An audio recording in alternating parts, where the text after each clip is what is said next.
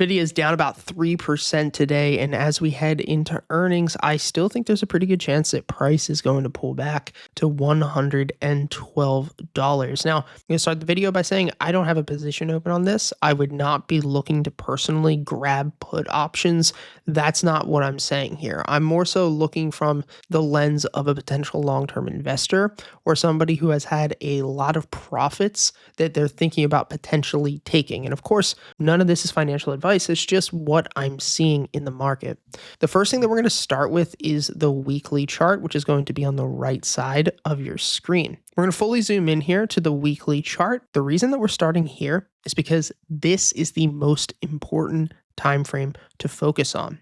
You're going to see that using the weekly market bias, we can instantly tell if we are in an uptrend or a downtrend. When price is trading over that weekly market bias, we are within a strong uptrend. When we're trading below the market bias, we're in a strong downtrend. So obviously, we do not want to be going long when we're under it, and we do not want to be going short when we're above it. Now, the next thing is that we want to only focus, obviously, on the trend and structure, but more importantly, we want to be trading this within discounted ranges. And so in order to do this, we want to see price pull back in an uptrend to where that market bias is, look to time an entry in that discounted range, and then play the subsequent breakout. When we're trading under this market bias, we want to wait for price to actually push into it, using this as a ceiling, timing an entry here, and then trading into lower lows. Now, this brings us to where we are current day. Price still has bullish structure. Structure is different than trend. Structure can be found by pointing lows and highs, and you will see that so far, every single time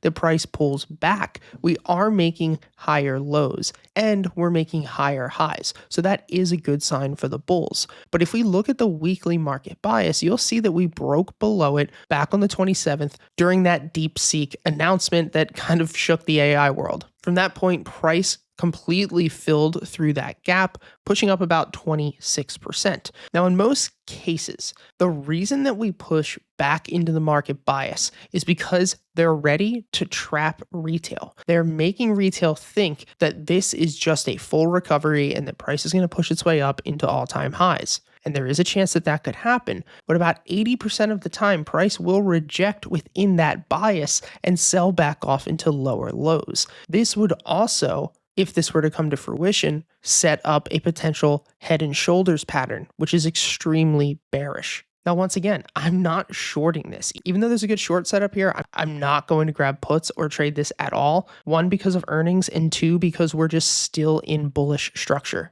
But with that said, I personally don't think it's a great idea to be swinging a massive position headed into earnings unless I was a long-term investor. Because if we zoom out to the monthly chart, you'll see that the monthly closed lower lows last month. And the last time this happened, and it closed red like this, price sold off for nearly a year. And so looking at this, it does worry me. It looks like a fake out. It looks like a trap. It looks like we could end the month down at $110, then continue to sell off into that monthly market bias. And so once again, I'm not looking to trade this at all. I just think that this is not an ideal trading environment for either side. And the worst part is that I actually feel it is more ideal of a bearish trading environment than it is to go bullish at this point. Let me know what you guys think. Let me know if you disagree down below. If you want access to all of these indicators and learn our exact strategy, our course library is completely free.